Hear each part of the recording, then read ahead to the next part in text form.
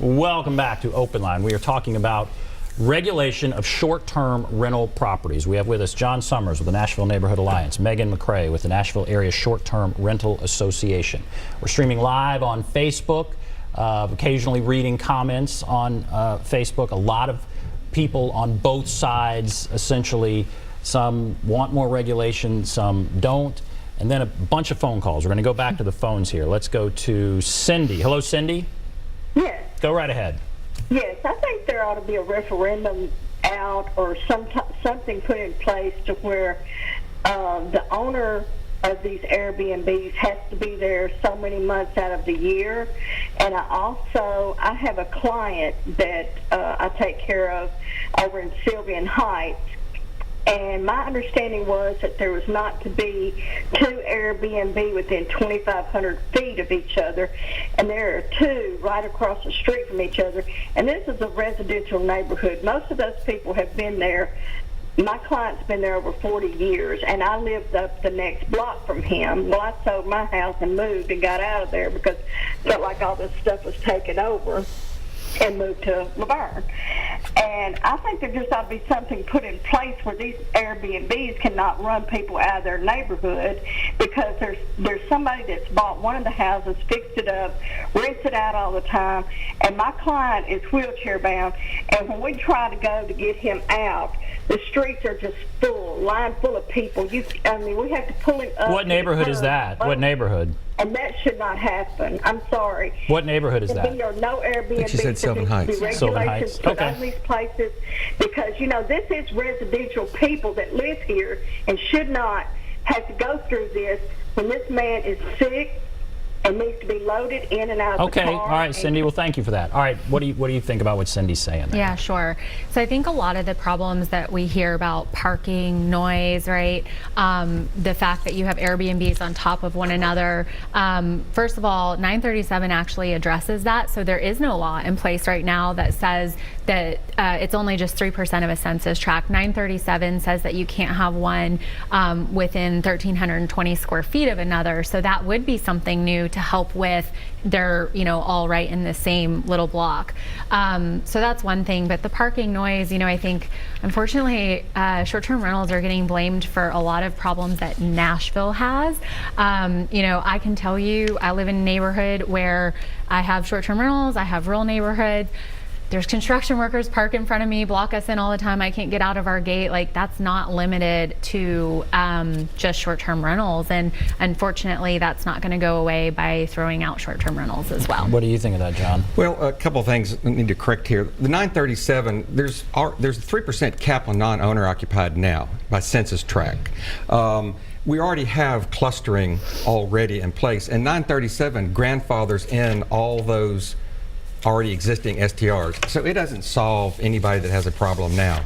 And I think if you look at Nashville, and I gave you all a chart, and here's a real quick one in terms of, this shows you kind of the concentration for STRs. We've got it's up there right now. Very, very good. 45% of them are in 3 council districts: the 19th district, the 6th district, and the 17th district. 19th is downtown, 6th is East Nashville, and 17th is 12 South Wedgwood, Houston. If you look at the top 10 council districts, they have 83%. So the problem is that we've really burdened our inner city neighborhoods because they're closer to downtown. They're a quick Uber ride into downtown. So the impact that you're seeing in Davidson County, is widely, concentrated and not dispersed. But everybody in Davidson County needs to know that you're only one for sale sign away from having an STR next to you. You can have them anywhere except in the satellite cities that have restricted them already. So, it is a problem. 937 provides no new police officers, no new codes inspectors. So basically, it's meaningless in terms of enforcement. There is nobody else to enforce it. So that's the problem, in that we're really not moving anywhere with 937. And again, our point is, it's a fundamental issue. Should these businesses be in our residential neighborhoods? And our answer is no. Put them in areas where they're more compatible. So if someone says, and I'll let you address that, if someone says, well, you can't put a hair salon in my neighborhood, why a short-term rental like an Airbnb, and Right. that's an argument that you hear. Yeah. You know, what do you say there? I think a hair salon is very different than a short-term rental.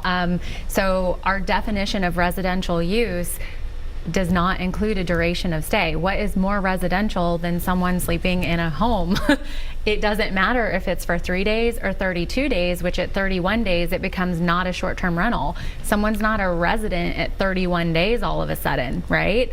And so ultimately, those Actually, are two. legally they are. No, actually, to become a resident, I moved here, and within 2 weeks, I had a driver's license. You know, I mean, so at the end of the day, you may have renter rights at 30 days, but in the term of land use, residential use, by definition, there's no duration of stay.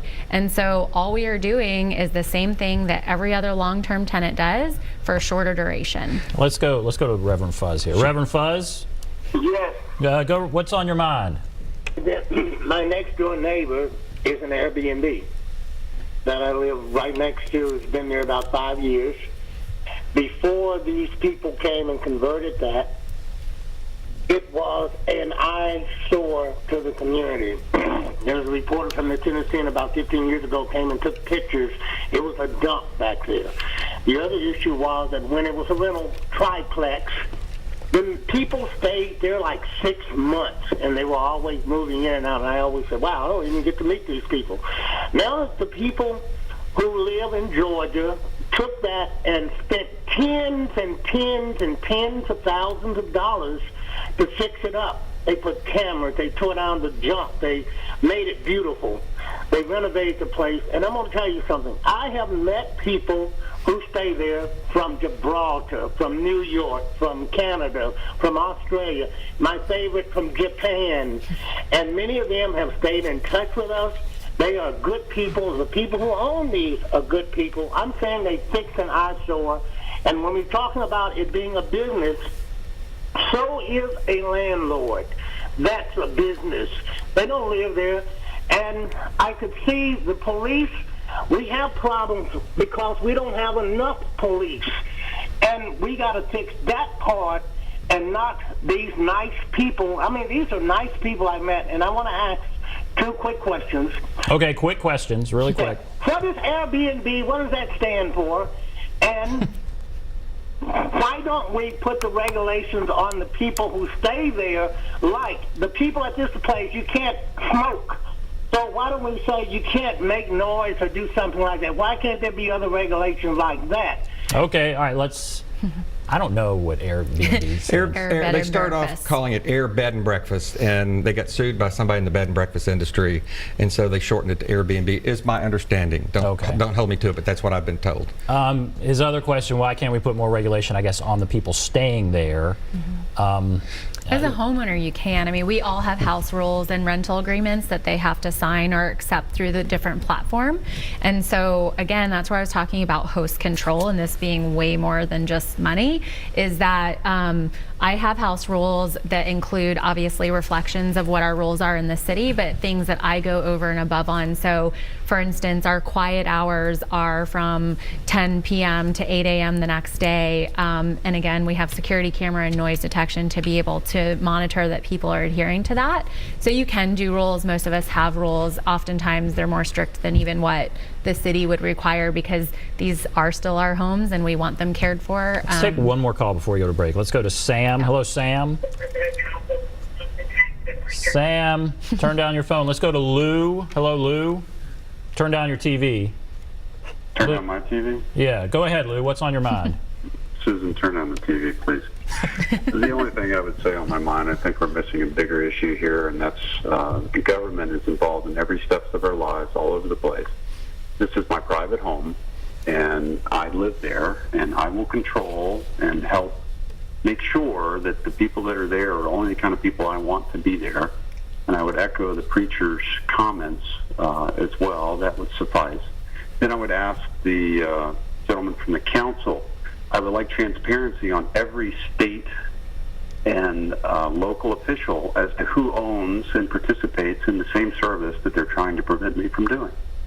And so when I see that information, then I think I will be a little bit more accepting of somebody trying to regulate what I want to do in my private home. I think there's already ordinances available to help with sound and all these other things.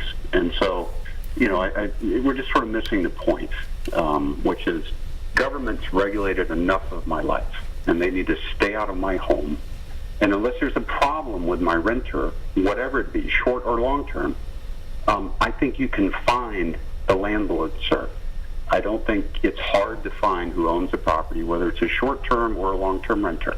All right, thank you. That's an articulate point, and I'll let you address that. So he's saying, my property, stay out. Well, 608 doesn't address owner-occupied short-term rentals. We're focusing on those that are really mini hotels. And I have a lot of respect for Reverend Fuzz, but bottom line is, next door they're operating, it's tourism housing, it's transit housing.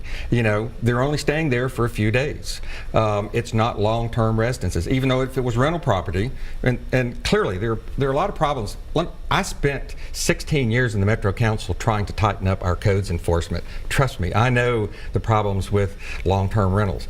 But the fundamental issue, which this gentleman is missing, is that we're talking about trying to phase out these non-owner occupied businesses out of our residential neighborhoods. We don't allow the beauty parlor in there. We don't allow the recording studio. We don't allow the lawyer's office. We don't allow the massage parlor. 937 for the first time defines a use as a commercial use and allows it in a residential neighborhood. We've never done that in Nashville. We separate residential pretty much from commercial, from office, from industrial. We have regulations. That's how zoning is enforced. That's what the Supreme Court says you have to have, is a zoning plan. And so this is the first time we've kind of crossed over that bright yellow line to the extent to where we're just going to issue you a permit and you're going to be able to run a business next door to my house. He's also questioning how many Metro Council members who would vote to regulate this may own a short-term rental. Do we know? Is that? All I know is that Council Lady Roberts has recused herself because she has a type 1.